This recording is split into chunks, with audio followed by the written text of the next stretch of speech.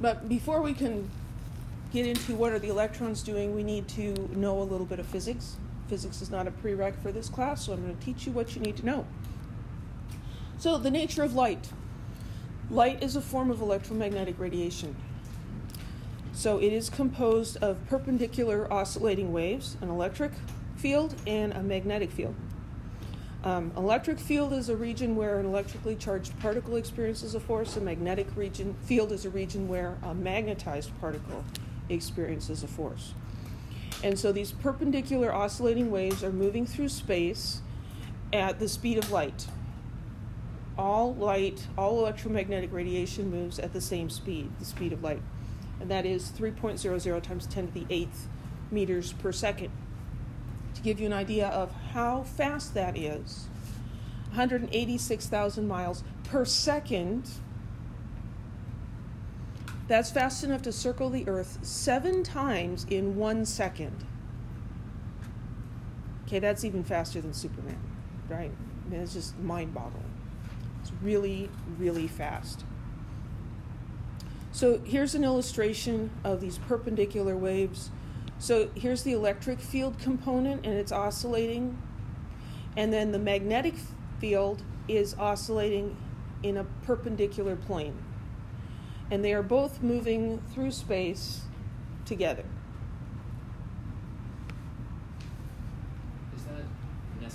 Is the electric necessarily vertical and the magnetic is horizontal, or could it be any orientation? They could be any orientation. They just are perpendicular to each other.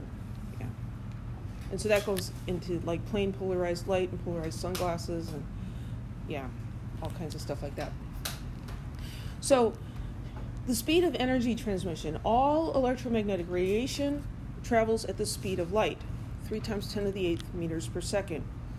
When you get an electrical storm and there's lightning, we see the lightning before we hear the thunder, because the light from the lightning travels at the speed of light, and the sound created by it, that we call thunder, travels much, much slower, more like 340 meters per second.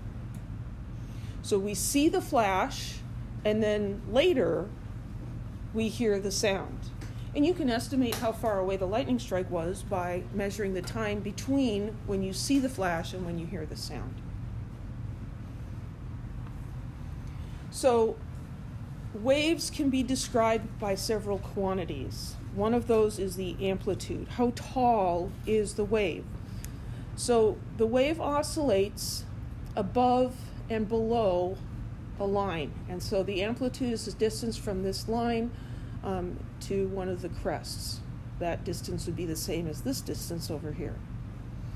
The amplitude is a measure of light intensity. So if the light is very bright, the amplitude is larger. If the light is dim, the amplitude is smaller. Then we have wavelength, and that is the distance, the length of the wave. It's the distance from one peak or one crest to the next crest. That's the length of the wave. And that's given the symbol lambda. So here we have 3 waves with different wavelengths. So here the wavelength is longer, and this one's kind of in the middle, and this one has a shorter wavelength. For visible light, our eyes detect different wavelengths as different colors. So red light has a longer wavelength, blue light has a shorter wavelength. If we have the same wavelength but different amplitudes, we observe that as brightness or dimness. So this would be a dim light with a small amplitude. This is a bright light with a large amplitude. The wavelengths of these 2 waves are the same, and so their color would be perceived the same, but one's bright and one's dim. We can also talk about the frequency of light. And frequency is the number of things in a given time. So it can be cycles of an engine per second. It could be how many times does your computer screen refresh itself in a second. It can be all kinds of different things. It's a number of things in a period of time. So here we're talking about number of waves as the number of cycles. And the units are hertz,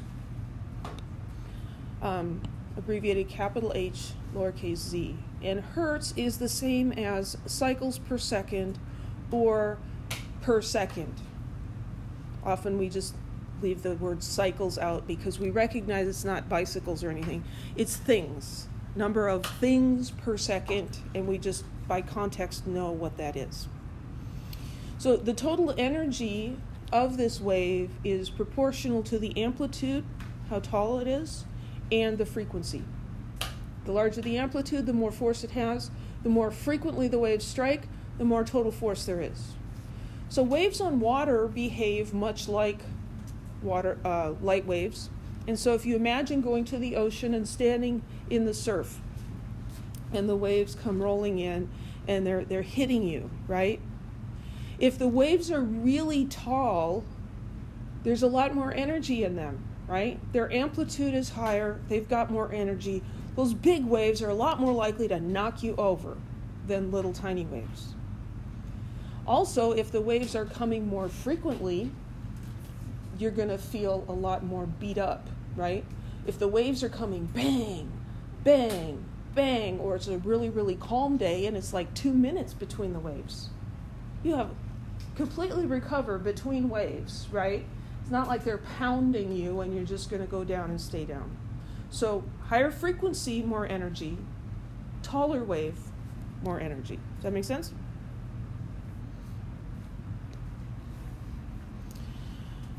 So the waves are traveling at the same speed.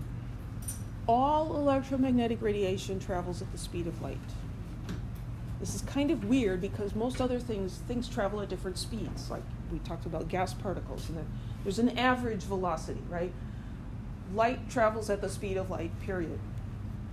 So if the waves are traveling at the same speed, then there's a relationship between wavelength and frequency. And so I find it helpful to draw really crappy looking pictures. You do not have to be an artist. So here's a person. The waves are coming for me. That didn't look quite right there. Okay. So the waves are traveling in this direction at the same speed. So as they're coming across at the same speed, let's call this person A and this person B. Who's getting hit more? In a given amount of time, who gets hit by more waves? B. Because they're going bang, bang, bang, bang, bang, and this is going bang, bang, bang, right? So this is high frequency. So this one is higher frequency.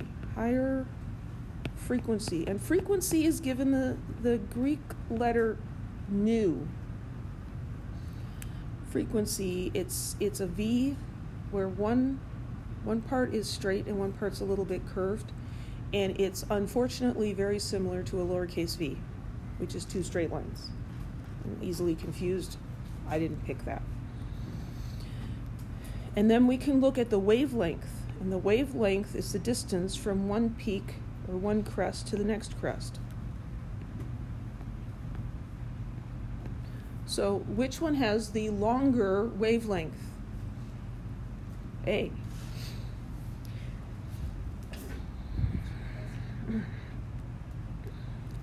So up here with A, we have the longer wavelength. And wavelength is the symbol lambda, which is a Greek L. Looks like an upside down Y. So wave B has the higher frequency. The frequency number is larger. A has the larger wavelength. There's an inverse relationship. If the wavelength is large, the frequency is small. If the wavelength is small, the frequency is large. And that's true because the speed of light is constant. So if we know the wavelength, we can find the frequency, or vice versa. Oh, I completely overlooked the equation that was sitting there, because I kind of drew almost into it. So the frequency is equal to the speed of light divided by the wavelength. Or we could rearrange that and say the wavelength is equal to the speed of light divided by the frequency.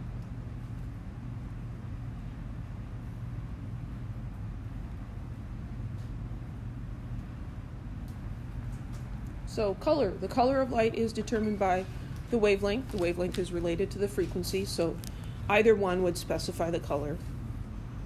White light is actually a mixture of all the colors, all the possible colors. And light from the sun or from an incandescent light bulb is considered white light. And if you pass white light through a prism, as the light enters the prism, it's going from one medium into another. So it's going from air into, say, glass. And the glass and the air, the light moves differently in the different surface, in the different substances, and so the light gets bent. And how much it gets bent depends on the wavelength. And so it comes in, we see that it's bending, and then as it goes out, it bends again. And so this has been bent twice, and that has the effect of separating the wavelengths. And so we see white light coming in, and we see a rainbow coming out. This is called a spectrum. It's got all the colors in it. And this happens with raindrops. It happens with pieces of glass. I have a chandelier by the front door. When the light hits it just right, it makes little rainbows all around the foyer, right? It's kind of cool. Rainbows, you can see them when it actually rains, or sometimes you can see them in the yard when the sprinklers are going off. The little droplets of water are acting as a prism and causing us to see a rainbow. So the colors in the rainbow are given here: red, orange, yellow, green, blue, indigo, violet. And they're always in that same order. Your question? What I always wondered is, well, so the sun is all white light. You see it as yellow. Yes. But why does the rainbow exist if the atmosphere is created yellow? Well, we see it as yellow, I believe, because we're seeing it through the atmosphere. Is it preventing white light, or is it just making red? Well, and that gets into the question of why is the sky blue, right? Because outer space is dark, right? It is black, no light. And yet we look at the sky and it looks blue, and that has to do with how light is bouncing off the atmosphere. And we see the sky being red in the evening when the sun sets, because then the light from the sun is coming through more of the dust in the lower atmosphere, and red light is bent differently than blue light. And so it all has to do with how deflected the light is. So the colors are always in the same order, and the way I learned them is as if they were somebody's weird name: Roy G. Biv. Red, orange, yellow, green, blue, indigo, violet. So there's red, orange, yellow, green, blue, indigo, violet. And don't ask me what the difference between indigo and violet is. It's just in there somewhere. Yeah. They're really similar. I would just leave indigo out of there, but it's in there, so we have to deal with it. You may have seen a child's drawing of a rainbow, and you can tell that they were drawing a rainbow, but there's something wrong about it, and you don't necessarily realize what it is until you learn something like this, and then you're like, they put the colors in the wrong order, right? Because they know the rainbow's got lots of colors, but they just start drawing colors, right? Because they're not actually looking at a rainbow, they're just remembering a rainbow. So they put the colors in the wrong order. And you recognize that that's strange, because all rainbows that you have ever seen have the colors in the same order, right? So that's what happens. So how do we see color? So this woman's wearing a red shirt.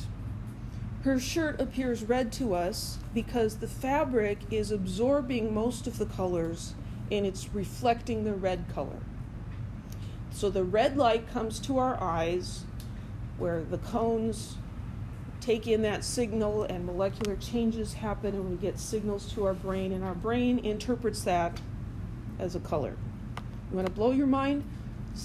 Just sit down and think about what is vision and how am I perceiving these three-dimensional objects that are far, far away from me. It's really pretty crazy when you think about it, and yet our bodies just do it. Her pants are blue because the fabric in her pants is absorbing most of the colors and reflecting the blue. Now, you can have fabric that's going to, reflect some yellow and some green, and so you can get all these different combinations of colors. Something that's black is absorbing pretty much all the light. And that's why if you've ever tried to take a picture of like a black Labrador or a black cat, it's really hard to get a decent picture, right? Because you take a picture and it just looks like this blob of blackness, right? Because you can't get any reflection. And so you have to really work with the light to get it to shine off their fur or something in order to get a decent picture. So this is also just an image on the screen, though. Yes. So what is the computer doing to, be able for us to interpret these colors as an image on the screen? That's an excellent question. So how is the computer making these images for us? Well, and then we've got it going through the projector too, which is just another layer of complication. So the computer screen has pixels, and actually, my understanding, I could be wrong, my understanding is all of the colors generated by the computer are generated from three colors: blue, red, and blue, cyan, and yellow. And red, cyan, and yellow, sorry. And so if you get into any sort of programming or anything, or even web design, you can go in and you can actually type in specific numbers for the three colors and generate these different colors. And that's how the computer says, oh, this is this red. It's these three numbers for those three colors. And so it's combining those, and then the screen is going to emit light that corresponds to that. And so the screen is emitting a light that is absorbing the rest of the spectrum that we then interpret as color? Well, no, it's really emitting the red light. Oh, okay. Yeah, because the screen is going to work even if we turn off all the lights in the classroom, right? Because the screen is actually emitting light. When we see an object in real life, it is not emitting light, right? So we're seeing the lights from the classroom or the light from the sun bouncing off of that object. So because it is its own light source, it actually is just emitting that color. Yeah, it is just emitting that color. Yep. And you may have noticed, you go try on clothes, and you're like, man, I look terrible in this waiting room, in this dressing room, because what exactly the lights are in there, the exact type of fluorescence or incandescence or whatever the combination is, it gives off a slightly different light, and it's going to reflect off your skin differently. I've been in some dressing rooms, and I look ill, because it's like no matter what I put on, and I'm like, you would think that they'd try to put some flattering lights in there because they'd want you to be looking great in everything, so you'd want to buy everything, and I look good in nothing. Did you have a question? Did you ever see that thing on Facebook and internet about is the dress black and blue and gold, or Yeah. what? That's an interesting question. I don't know that I can really answer that. Do you think it's because I honestly thought it was a hoax for the longest time, where I'm like, no, I see it's this color. I showed to the same person who was like, no, it's this color. I was like, all right, now I'm confused. Yeah. So do you think people's reception, color receptive, I know it wasn't someone who was colorblind, it was someone that Right. actually. Well, I think we do all perceive colors slightly differently, which might explain why people have different favorite colors. right? Because this color, for whatever reason, is very pleasant to me, whereas someone else might find that color to be just kind of ugh. And then your eyes can play tricks on you as well. I remember sitting in class and being bored and, you know, focusing on a distance and running your fingers together, and you can make this floating sausage finger, right, between. And you could, if you stare at a bright light for a long time and then you look away or you close your eyes, you see this like halo, you know, almost like you've got something burned into your eyes like you would in a computer screen. It didn't have a screensaver on it, right? And thankfully it doesn't stay that way, it goes away. But there's all these different weird things that can happen, right? And so I don't know exactly why that is. It is weird. It is weird. And there's also those images, you know, that they look like nothing, and then but there's some hidden picture in it. And if you look at it just the right way, then you can see the picture. And then once you've seen the picture, you can probably see the picture every time. But until then, it doesn't look like a picture at all, and it's all a perception. And then we're getting more into psychology, right? And then, like, for people that are color, I have a hard time seeing the picture. I mean, like literally. And then you got colorblind. and that's just because some of their color, like, receptors, if you will, just are not functioning. Yeah, so there's something in the cones is different than in normal people. So 4 of my 5 sons have some red-green color blindness. Yeah, kind of interesting. The school colors are blue and white, so that's good. And so I've learned a little more about, you know, color blindness than probably the average person. But someone who's colorblind does not see the world in black and white. What happens is there are colors that a normal person would perceive as being different that they see as the same. And it tends to be the colors that are kind of muddy to start with. Now, you can have I don't know if you've ever had this argument with someone about, what color is that car? Is it green or is it blue? Well, it's blue-green, right? You know, but you can argue about it. And you can have very, very strong opinions about what that is. If anybody wants to test out what it feels to be colorblind, red, I have to wear these every day. These are tinted welding glasses. Uh-huh. And they completely block out all red. All red. So Interesting. red's deemed black. But I can see white, I can see gray, I can't see red at all. Black is black, but also green is white. Interesting. Very interesting. Well, and they now have glasses that are very expensive that can enable someone who's colorblind to see the colors, right?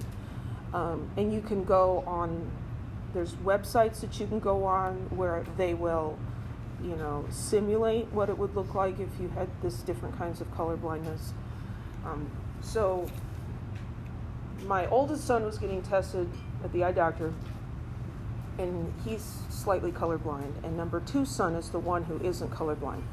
And so the ophthalmologist was having him line up these little circles of color, and it went from red to green, and then all these shades in between. And it's like, what do you even call those colors in the middle? It's kind of like a mauve or something. What do you get when you mix red and green, right? It's this weird, murky color. But so she said, okay, here's the red one, here's the green one, now put these in order. And he could do the ones at the very end, and the ones in the middle all looked the same to him. And then Michael's like, can I do it? Not Michael, Zach. Those 2 are just the same. They're second in the pair, and they're similar. Anyway, Zach says, can I do it? I was like, sure. And so he did it no problem, because he doesn't have any color deficiencies. The other interesting thing that happened with James is he was helping as a leader at Vacation Bible School. He was one of the recreation leaders, and they were playing this game, this nice lawn, deep green lawn, and they would take big handfuls of colored paper clips and throw them out on the grass, and then the kids would have to scramble and, okay, these people are getting the red ones, and these keep getting the blue ones, and who could get them the fastest? James could not see the red paper clips in the green grass. They looked the same as if we put green paper clips in green grass. So you can imagine how hard that would be to see. Looked the same to him. It's very, very interesting. And another interesting thing about color blindness is it was first described by John Dalton of Dalton's atomic theory. He was colorblind. And until then, I guess people just had arguments about what color stuff was and what are you, some sort of idiot? You can't tell what this color is. And they didn't realize that this person actually perceives the world differently. And so it was originally called Daltonism, color blindness. So that was a long tangent. Yes? What determines what color something will give off? Like, why is her sweater giving off? Yeah, so why is her top red? Well, that's interesting too. So do you remember the titrations that we've done, where we had the clear solution, we added sodium hydroxide, and then it turned bright pink, right?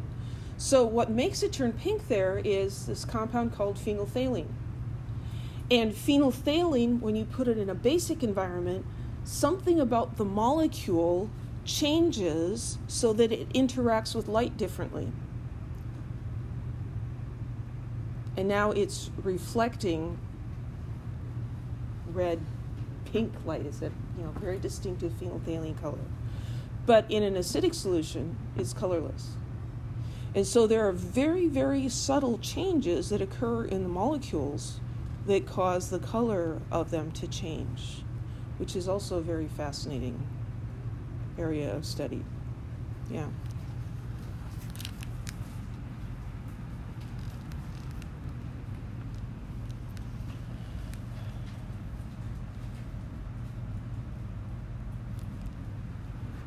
I'm waiting for the screen. Okay, so here we're asked to calculate the frequency of the light from this laser. The laser dazzles the audience at a rock concert by emitting green light with a wavelength of 515 nanometers. Calculate the frequency.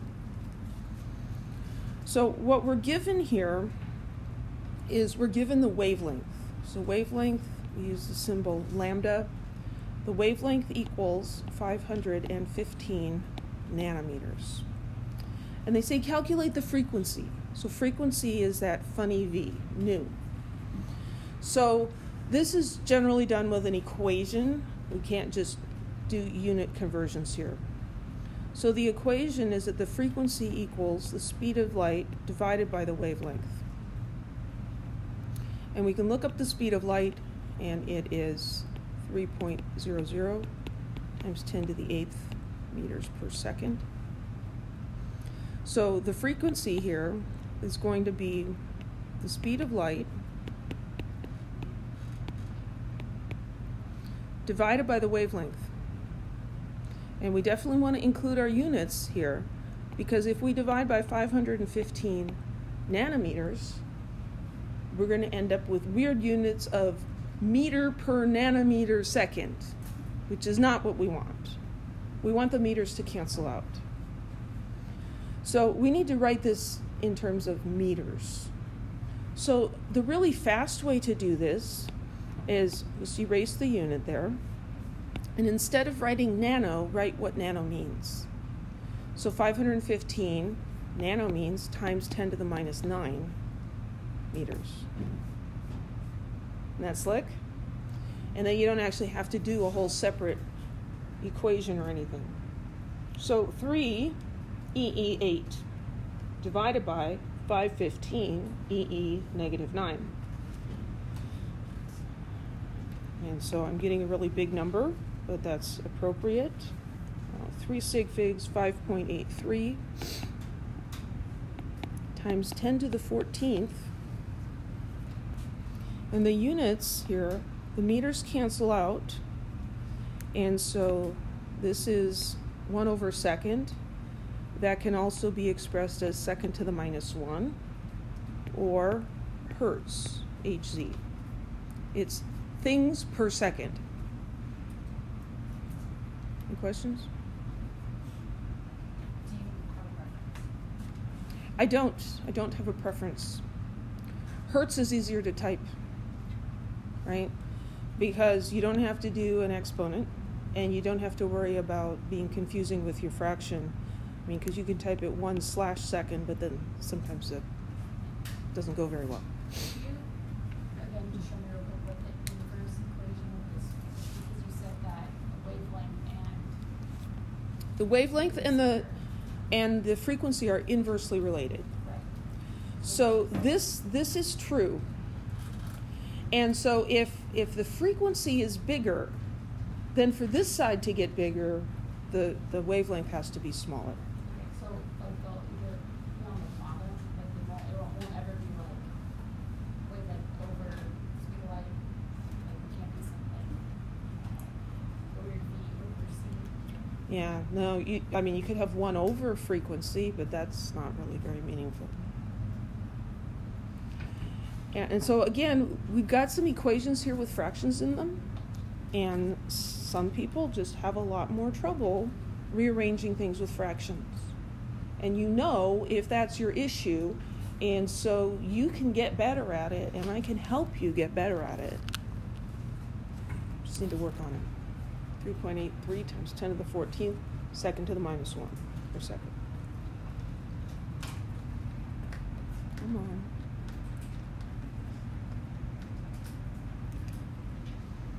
So visible light is only a little tiny part of the entire electromagnetic spectrum. There are shorter wavelength forms of light. These have higher frequency, and those are going to have higher energy. There are things with longer wavelengths and lower frequencies, and these have lower energy. So radio waves are electromagnetic radiation with the lowest energy, and gamma rays is electromagnetic radiation with the highest energy. The high energy radiation can damage biological molecules. Things even as energetic as ultraviolet light, which is just above violet light, that can cause a sunburn, right? And you get up past that and you get X-rays and gamma rays, and those things can kill you. And one of the ways they do that is by making ions out of molecules that are not supposed to be ions. They have enough energy they can knock electrons off of molecules. So this is the diagram of the electromagnetic spectrum that your book gives, and it is often misunderstood by students. So let's pull this apart. So in the middle here, we have the names of the different sections of electromagnetic radiation: gamma rays, X-rays, ultraviolet. Visible light is this little tiny section in the middle here. And then there's infrared, microwave, and radio. And microwave, yes, those are the things that make your food hot in the microwave oven. And radio waves, this is the thing that your radio picks up and turns into music for you. So here, this little tiny part here is visible light. Well, we are very interested in visible light because we can actually see that. We can't see the rest of this stuff, but we can see visible light. And we're very interested in that. So we've zoomed in here. So there's the red, and it's coming out here. And so this is just a very, very much enlarged section of this part right here. So this is 750 nanometers over to 400 nanometers. But that's right in here. And so sometimes we're asked to put some of these things in order, and people say, well, red light is lower in energy than microwaves because the red is over here and the microwaves are there. But on this line, the red is over here. And the violet is here. Violet is not over here being just as energetic as gamma rays. The violet is hiding in here. So we have a number line here that's showing frequency in hertz. So this is 10,000 hertz, up over here 10 to the 24th hertz cycles per second. Here we have wavelength in meters. So right in here is where we have hundreds of nanometers. So long wavelengths and very, very short wavelengths. And you should read the section in your book about these other forms of light, because I don't have time to go into that. So a prism can be used to separate light by wavelength. So here again, we've got the white light coming in, and it gets bent as it goes through these, I forget what those are called, where two substances meet, junctions or something. and it comes out and it gets bent, and we see a prism, a rainbow. And it's continuous. We see all the different colors. Infrared light is just below red. It's lower in energy than red light, and our eyes can't see it, but that doesn't mean it can't be detected. And so this is a picture I took at the NASA Jet Propulsion Laboratory in Pasadena a few years ago when I went with my daughter on a field trip. And so this is the regular camera filming you, and then this is an infrared camera or a night vision. And so this is, instead of picking up visible light, it's picking up infrared light.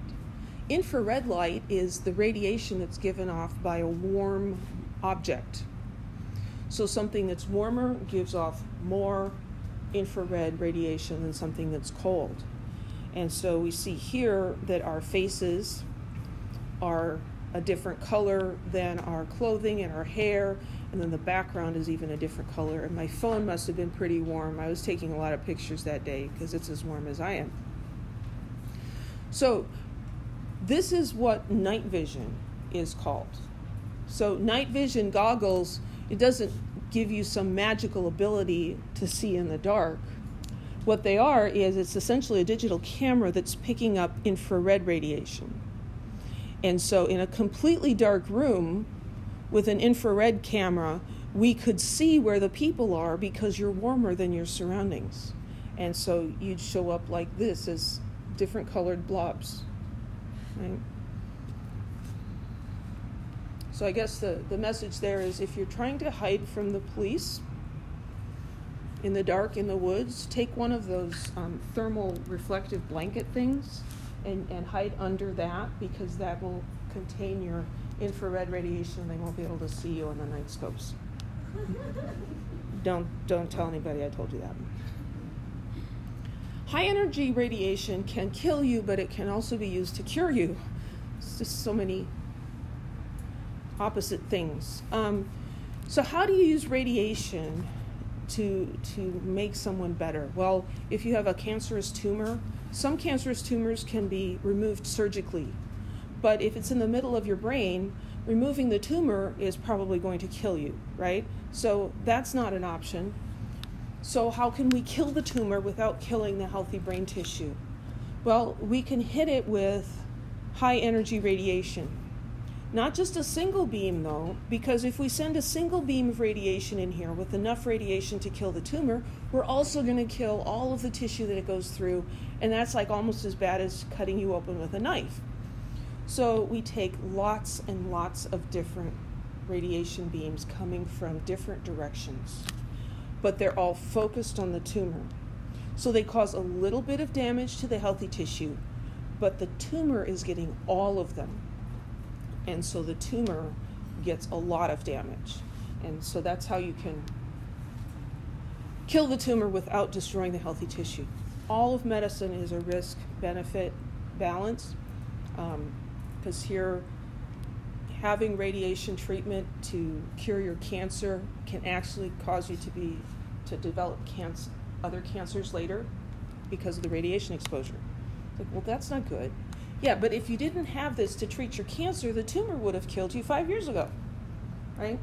So there's benefits and risks to everything.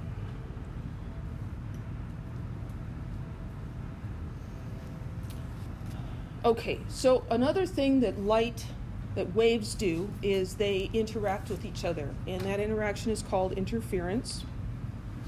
And it can interfere in two different ways. So if we have two waves that come and they are in phase with each other, they will interfere constructively and their amplitude will get larger. If the waves are out of phase, they will interfere destructively and they will essentially cancel each other out. And this is the idea behind noise-canceling headphones. They take the sound that's coming in and they shift it slightly so that the sound that's getting around the headphones mixes with what's been shifted and it cancels out and it makes everything quiet. Can't do that perfectly, but it's amazing what it can do. This is the same sort of thing that happens if you're bouncing on a trampoline with another person. And if you bounce just right, you bounce like extra high, right? That would be the constructive interference. And if you bounce the other way, you're like, I should have bounced up and I just came to a dead stop. How does that even happen? It's because the waves from your bouncing and your friend's bouncing are canceling each other out. So it's just like dead, like it's not even a trampoline. Another thing that waves do is diffraction. So when traveling waves, and this works for light waves or for waves in water, any sort of a wave, when it's traveling and it encounters an obstacle or an opening in a barrier, if the size of that obstacle or the size of the opening is roughly the same size as the wavelength, it will cause the waves to bend around it. Traveling particles don't do this. A particle goes in a straight line till it runs into something. And so a particle will either hit the hole and go through, or it will hit the barrier and not go through. If we have two slits that are similar in distance to the wavelength, they can cause an interference pattern between the diffractive waves. And this interference pattern is characteristic of all light waves. So here's an illustration of diffraction. So the waves are coming through here, and what we're looking at here is these lines are representing the crests of the waves. And so you could think of the wave as oscillating up and down or in and out of the screen. So it comes to the barrier, and it doesn't just stop. Some of it is able to go through the slit, and as it goes through the slit, it bends. This is called diffraction. Particles don't do that. Particles coming, they're going to hit the barrier and stop, or they're going to hit the opening and just go through. Yes? So is that kind of how speakers work? Like for like sound waves? It is sort of how speakers work. Yeah. And this is, so light and sound waves, they bend around objects. And so that can cause some strange effects with speakers, right? And the wavelength of it depends on, affects how it's diffracted as well. So interference from two slits. So if we take a single light source and we shine it at a barrier with two slits, the light from this source is in phase with itself because it's all coming from the same place. And so it hits this slit and it's diffracted, and it hits the slit over here and it's diffracted. And now we have two sets of waves here that are coming at each other curved, and they're going to interact with each other. And in some places they're going to have destructive interference, and other places they're going to have constructive interference. Now, if we put a screen here, we see that there are bright spots and dark spots. The dark is where there was destructive interference. The light is canceling itself out. And the bright is where it's reinforcing itself. So this is one of my favorite videos.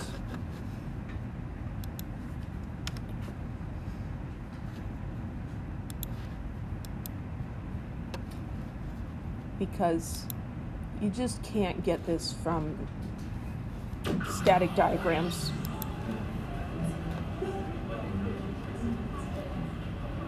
What is light? What is light? What is light? That's a good question, isn't it? What is light? Isn't it an element? Light is brightness, I guess. We have auras, We all have auras. which are a light. Yes, they are. It lights up the room. It makes it not dark. What's the difference between blue light and red light? The colour. It goes in your eyes and then you see stuff. They range from white to red to orange to green. It's like the chakras of your body. Can you see my aura? No, not particularly right now. Is it too bright out? It's very sunny out here today. Does that make it harder to see someone's aura? Not necessarily. If I was to explain it to a blind person, right, Yeah. it would be the difference. You see nothing whatsoever as a blind person, whereas I see things in front of me. To be fair, the question of what light is not an easy one. For centuries, the greatest minds in science debated this issue. In the late 1600s, Newton proposed that light was a stream of particles, or corpuscles. He proposed this in his treatise Optics, But at the same time, a Dutch physicist named Huygens proposed that light was a wave. And this debate raged on until it was settled by the experiment I've recreated today, Thomas Young's double slit experiment. To make sure I got the experiment right, I went to the original source. With the help of Brady Heron, I managed to get into the vault underneath the Royal Society in London. There I found Thomas Young's handwritten notes from 1803. I brought into the sunbeam a slip of card, about 1/30th of an inch in breadth, and observed its shadow, either on the wall or on other cards held at different distances, besides the fringes of colors on each side of the shadow. The shadow itself was divided by similar parallel fringes of smaller dimensions. Wow. This is an experiment so simple that you could make it at home, and yet so fiddly that I have never seen it before done with sunlight. I was thinking about doing it in a box, like a fridge box. And you can take it out on the street. Taking it out on the street. Could I possibly interview you guys for about a minute? We're doing a science experiment. I have here is an empty box. And this is a little eyepiece where we can look in, and this is a hole. And I'm going to place this slide above that hole. And if you look closely, you'll see that there's two openings. Very narrow openings side by side. It's a double slit. Now before we have a look, we need to tilt it towards the sun a little bit. So we want the sun to hit this double slit directly. What are we going to see on the bottom? Well, the obvious thing you think you're going to see is you're going to see two lines. Two lines on the bottom of the box. Two bright bands. Two little lines. Yeah. I think it'll be one line instead of two. I'd be expecting the whole box lit up. That'll probably be a kaleidoscope of some sort. A bunch of colors. Probably, yeah. Rainbow, different colours. There, have a look. You expected to see kind of one line. Is that what you see? No. I see dots. How many? It's one circle. Oh, there's one in the middle strongest, two either side. And then two on the outside are multicolored. The one in the middle is just white. And kind of a rainbow. The rainbow of colour as well. Quite a few colours and lots of little dots. Like there are more dots appearing. I think I can even see more dots spreading along. Yeah, that's amazing. Yeah, I can see tons of dots now. Not tons, but I can see dots spreading across that way. Either side. Yeah, definitely. Isn't that amazing? Yeah, that's incredible. And that's just nothing else apart from Two slits. two slits.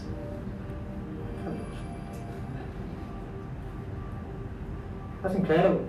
But all we're doing is we're putting a light through two very narrow slits side by side. How does this make any sense? There's some kind of principle involved in it. The average person's not familiar with. That's the only explanation. No, I'm really confused by it, but I'd like to find out why. People were debating, is light a wave or is it made of particles? So what causes that? Well, if light were behaving as particles, you would expect them to go through each slit and just produce a bright spot underneath. So we would see two bright spots on the bottom of the box. But if light's behaving as waves, then the wave from one slit can interact with the waves from the other slit. I've got a demonstration here on a little pond where we can see this with water waves. I have two sources of ripples, which are basically like the two slits.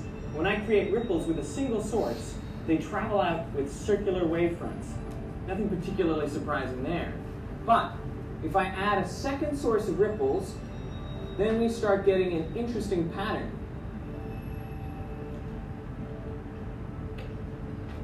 This pattern is created by the ripples from the two sources interacting with each other. Where they meet up peaks with peaks and troughs with troughs, the amplitude of the wave is increased.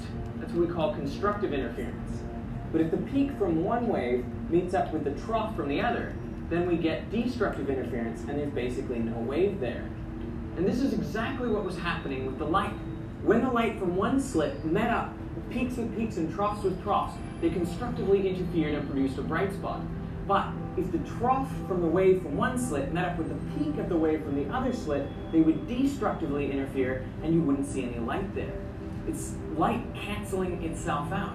This is basically the same as like having two drops of water fall in a swimming pool. That's right. Exactly the same And they go and overlap. As this ripple overlaps with those ripples, down the bottom, you get a series of, you get like a bright spot, and then a dark spot, then a bright spot, then a dark spot, then a bright spot. Now there's a slight complication, which is that sunlight is composed of many different colors, and they have different wavelengths. So obviously they're going to meet up at slightly different points. And that's what caused the rainbowing effects as we go further from the central maximum.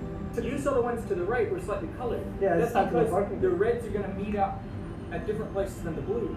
And that's all that makes the colour differences in different wavelengths. Exactly. That's amazing. So the difference So, between red so and blue, that red bin over there, the green part, is just, I'm seeing It's a that, it's different- just different different wavelength. And that's how we bring in all these beautiful colours all around us. exactly. That's amazing. I'm amazed. Oh, good on you, thanks, Ben. Hey, thank you. I have been enlightened, literally.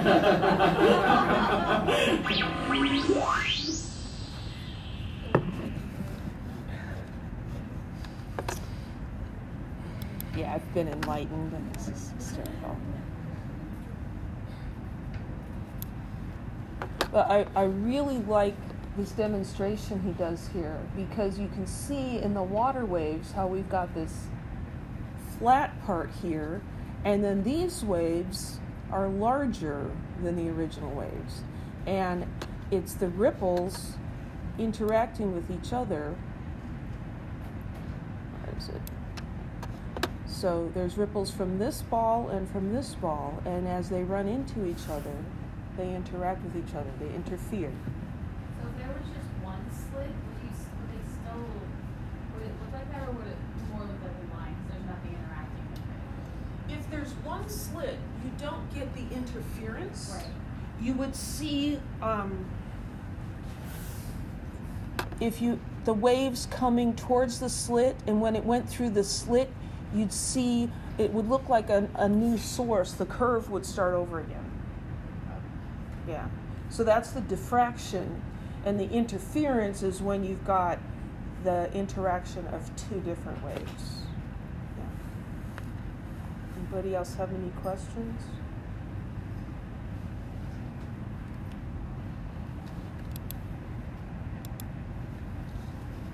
So that's what this illustration is doing here. We've got light source coming to the slits, and then it's diffracting.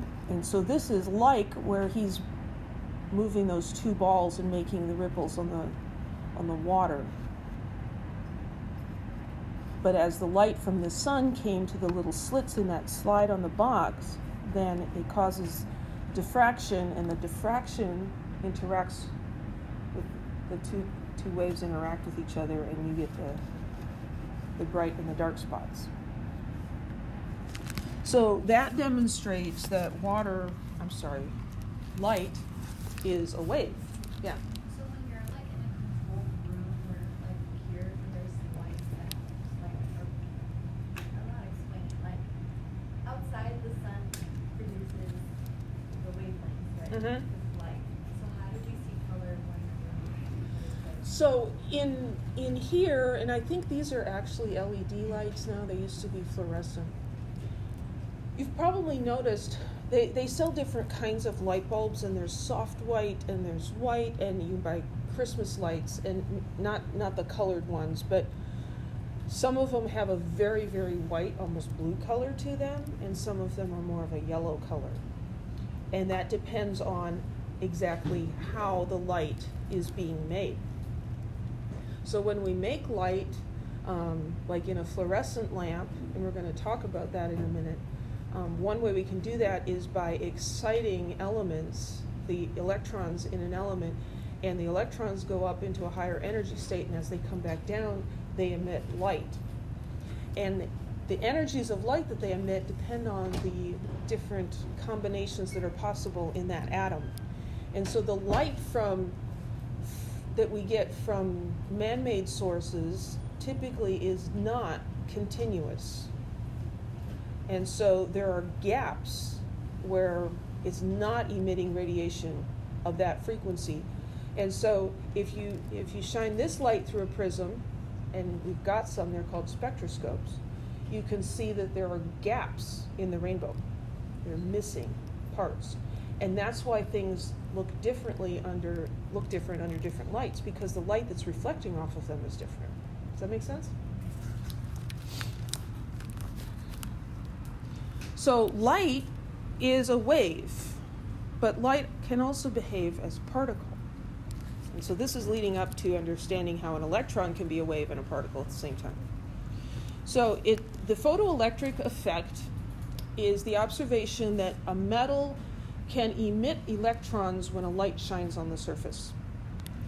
And classic wave theory says, well, the light energy is being transferred to the electron, and you have to shine enough light on the metal until that electron absorbs enough of the energy that it can get spit out. So that predicts that if you're using dim light, there would be a lag time. You'd have to wait until it absorbs enough energy, whereas if you were using a bright light, it would just come off immediately. And we'll see that that explanation is just not correct. So this is the setup here. We've got a metal surface, and when the light hits the metal, if the light has enough energy, it can cause an electron to leave the metal surface. Well, how can we tell that an electron has left? You can't see it. We're going to do this inside of an evacuated chamber, and we're going to apply an electric potential across this electrode here, this terminal, and the metal surface. And this is going to be negatively charged, and this is going to be positively charged. And so when that electron gets loose, it's going to be repelled by the metal, and it's going to travel through this vacuum to the positive terminal. And we can measure that flow of current, so we can see when an electron has left the building, left the metal. So what is observed here in this graph, we've got rate of electron ejection. So higher means you've got more electrons being ejected, and versus frequency of light. So at low frequencies of light, you don't get any electrons ejected. You can wait all day. It doesn't matter if the light is very bright or if it's very dim. It doesn't matter. Electrons will not be ejected. As you go higher and higher in frequency, you're going to get to what's called the threshold frequency. You get to this frequency, and all of a sudden, a whole bunch of electrons are given off. And if you go higher, you're still going to get electrons, but you're not going to get any more. You're going to get the same rate. The only way you can get more electrons is if you use a more intense beam. Do different metals have different threshold frequencies? Yes, different metals have different threshold frequencies. And there's no lag time. And so this shows that light is behaving as a particle and not as a wave. So Einstein proposed that the light energy was being delivered to the atoms in packets or pieces. And a packet of light is called a quantum or a photon. So a quantum or a photon, same thing, a piece of light. On the other experiment, what happens to the metal when the electron flies? Well, with the electric current, when the electron leaves, the voltage is putting it back. Yeah. So the energy of the photon of light is directly proportional to its frequency. And I intended to put these Greek letter descriptions on the earlier slide, but I screwed up. So this is nu, N-U, Greek letter, and this is lambda. The energy is directly proportional to the frequency of the light, and it's inversely proportional to the wavelength. The proportionality constant is called Planck's constant. It's given the symbol H, and it has this value 6.626 times 10 to the minus 34 joule seconds, and that's just a constant. And you don't have to memorize that. It'll be given to you. So we've got these two relationships, which will also be given to you. The energy of a photon is equal to a constant times its frequency, or the energy is equal to a constant times the speed of light over the wavelength.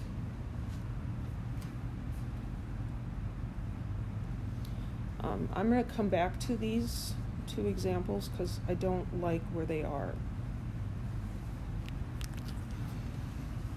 So when you have a photon, a piece of light hitting that metal, if it is at the threshold frequency, that means it has just enough energy to dislodge one electron.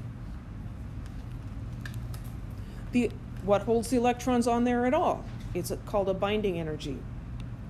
So this is the Greek letter phi. Phi is the binding energy of the electron. So I think of the binding energy of the electron as being like the price of admission to Disneyland. Let's just say it's $100. It keeps changing. Let's just say it's $100. So if you want to get into Disneyland, you have to have $100. What if you have $95? Then you say, oh, that's close, come on in. Nope. Go find some more money. You can't come in, there's plenty of other people, go away, right? So if the photon comes and it doesn't have enough energy for that binding energy, it's not going to dislodge an electron. And it doesn't matter how many of them come, they don't build up. You know, this kid comes, he doesn't have enough money, he goes away. Another kid comes, he doesn't have enough money, he goes away. They don't ever get together and pool their resources so one of the kids can go in, right?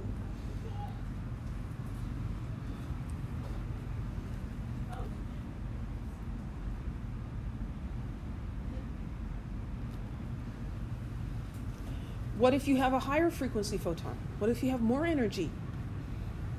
Well, you can dislodge the electron. What happens to the extra energy? Well, what if you have this kid coming to Disneyland, he's got $150. Are they going to let him in? Sure. So he gives $100 at the gate, and now what's he going to do with the $50? He's going to buy a pencil and a soda. Right? He's going to spend it on stuff. Highly overpriced stuff. That's the kinetic energy that the electron has as it's kicked out. So if the photon of light has more than the binding energy, more than that minimum required to kick it out, that extra energy goes with the electron as kinetic energy. And so that electron is going to travel away faster than if it was hit with a lower frequency or a lower energy photon. So we can say that the kinetic energy is equal to the energy of the photon minus the binding energy. The energy of the photon is Planck's constant times the frequency. Come on, pointer. And then you subtract the binding energy. So this is the total amount of money the kid has, subtracts the amount to get into Disneyland, and that's the spending money he's got left. Any questions? This demonstrates that light behaves as a particle. Yes?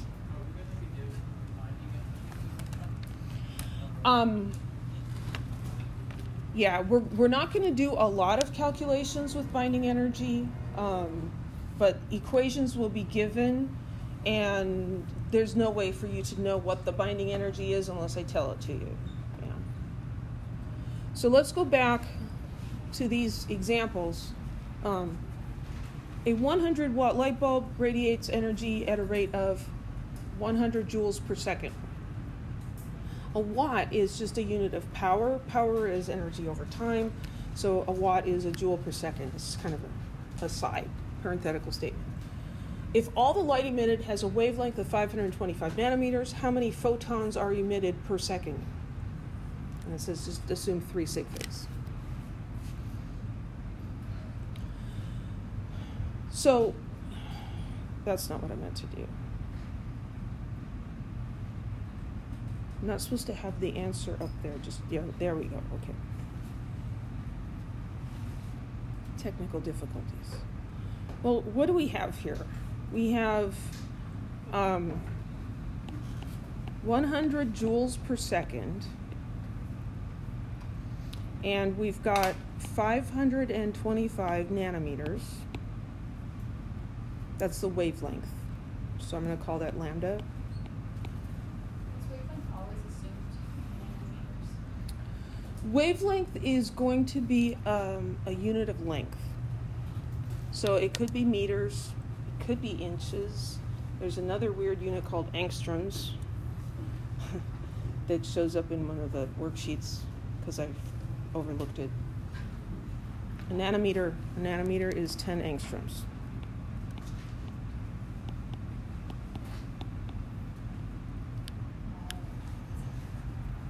So if you see that funny symbol, there's the relationship. We typically measure visible light in nanometers because it gives us reasonable numbers, right? If we measured it in picometers, it would be, 525,000 picometers, or in, what's next, micrometers, it would be 0.525 micrometers. So nanometers is convenient. But you go to higher and lower wavelengths, and other units might be more convenient. Typically, you're going to see either meters nanometers or possibly angstroms. It'll always It'll have to give you the unit. Yeah. So it's asking how many photons are emitted per second. So that means in 1 second, how many photons? Right? So 1 second, I'm trying to find the number of photons.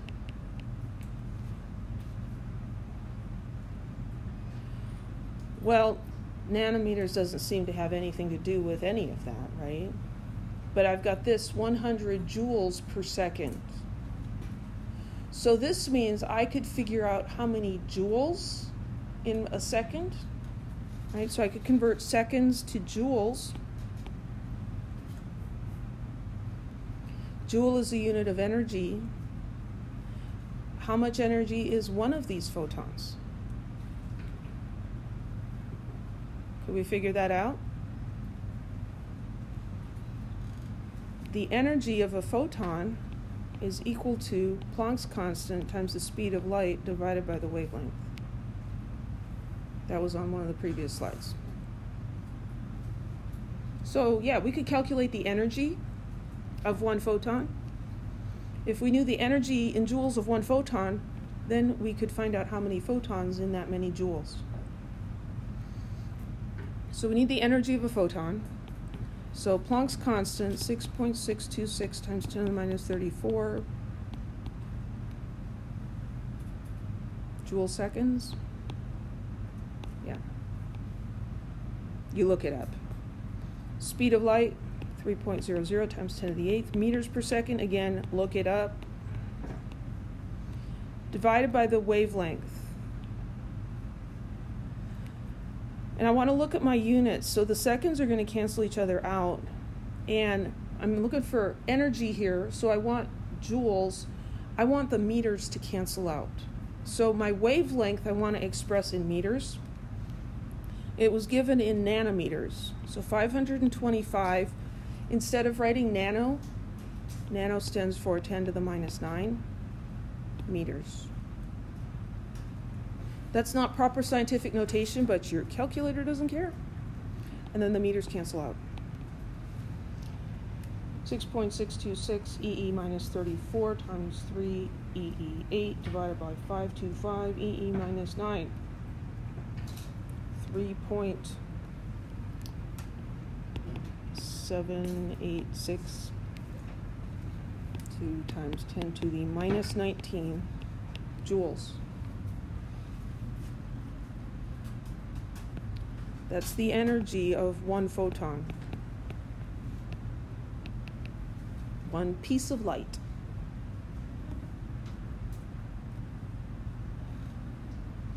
So 1 second, if I'm going to convert to joules, this light bulb is giving off 100 joules per second. So 100 joules per second. And then if I want to know how many photons, one photon has the energy 3.7862 times 10 to the minus 19. And then the joules cancel out. 6.626 EE minus 34. No, I already did that. 1 times 100 divided by 3.7862 EE minus 19 equals. And I said 3 sig figs, 2.64 times 10 to the 20th photons.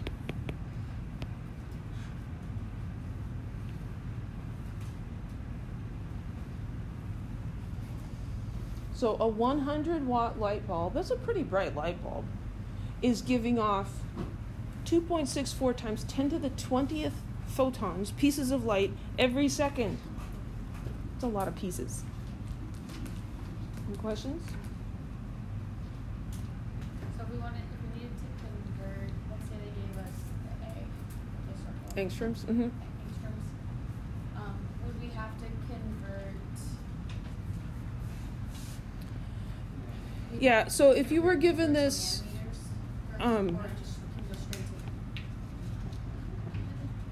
so this would be 5,250 angstroms. An angstrom is 1 times 10 to the minus 10 meters. So you could also convert directly that way. I'm not going to give you angstrom problems on an exam. Just the one on that worksheet that I missed. It's an old unit that's not used very much anymore.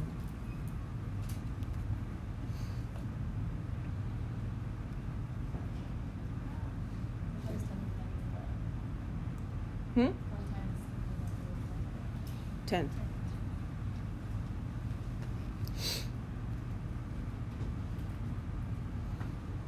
So here's another kind of problem. It doesn't involve calculations, but it does involve some reasoning and thinking. And this could be on an exam. Arrange these 3 colors of visible light, green, red, and blue, in order of increasing wavelength, increasing frequency, increasing energy per photon. We don't have to do any calculations. So you can flat out memorize stuff, but I'm going to show you how I think about it to figure this out, because otherwise I can't remember it. So I think Roy G. Biv, right? Red, orange, yellow, green, blue, indigo, violet. And then on the spectrum, ultraviolet is next to violet, because it's like superviolet, like ultra-lord, right? Ultraviolet. So we've got the visible light, and then we've got UV light. And over here, next to red, is infrared. Right? So then I think, well, which of these has more energy? What gives me a sunburn? Ultraviolet light. This end is high energy. I'm just trying to get the order of the visible light colors here. That side is high energy, this side is low energy. And the ones we're looking at here, we're asked about the red, the green, and the blue. So when it says in order of increasing, that means you start with the smallest and it increases as you go through the list. So which one of these, red, green, or blue, has the lowest energy per photon? Red, because it's over here on the low end. So if I'm looking at energy per photon, red has less energy than what's next? Green. And green has less energy than blue.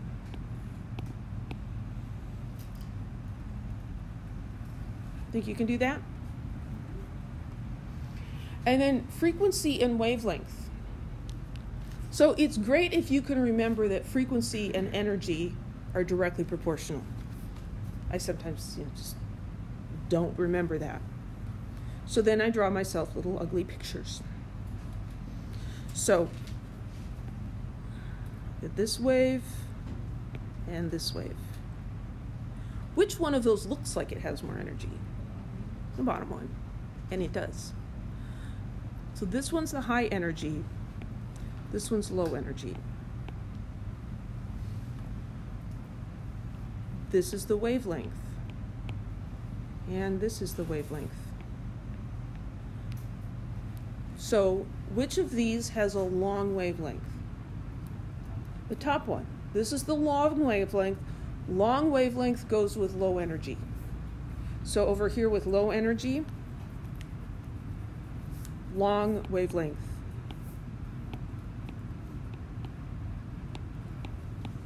And at the other end, with high energy, is short wavelength.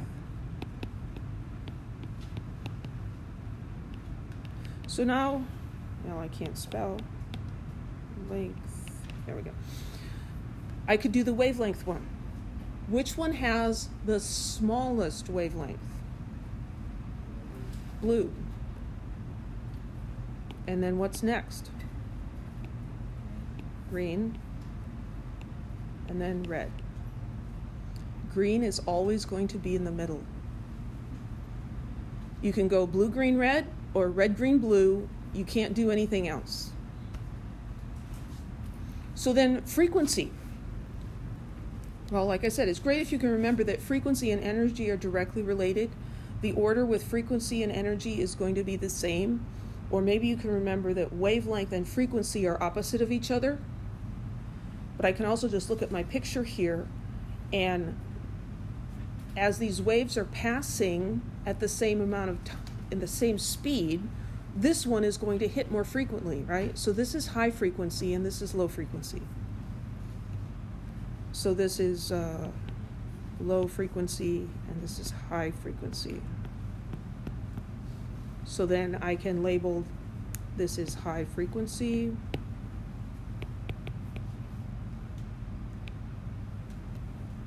And low frequency.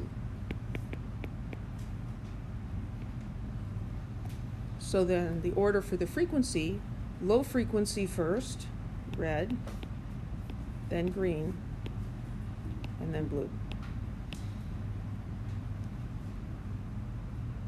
I'm not going to give you the electromagnetic spectrum diagram, but I might ask you a question like this.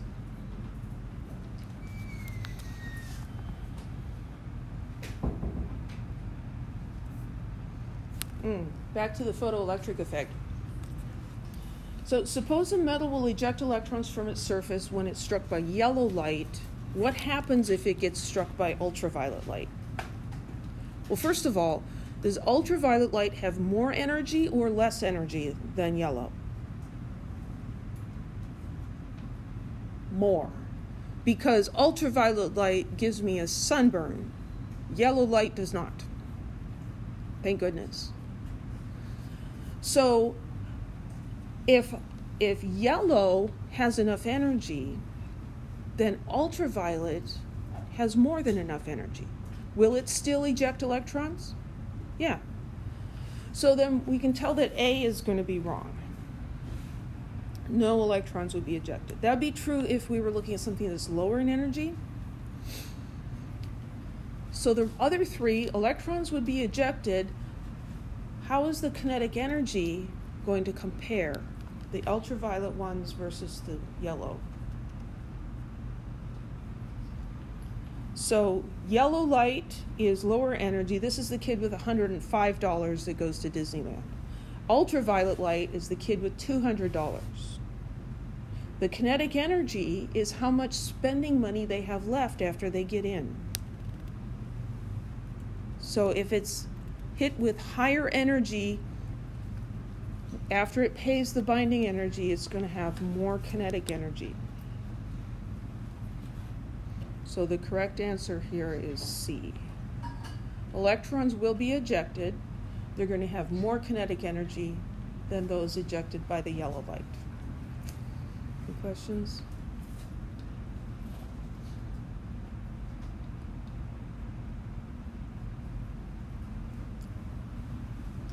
So sometimes light appears to behave like a wave, the diffraction. Other times light acts like a particle, photoelectric effect. The behavior you see depends on the particular experiment. You can't observe both of them at the same time.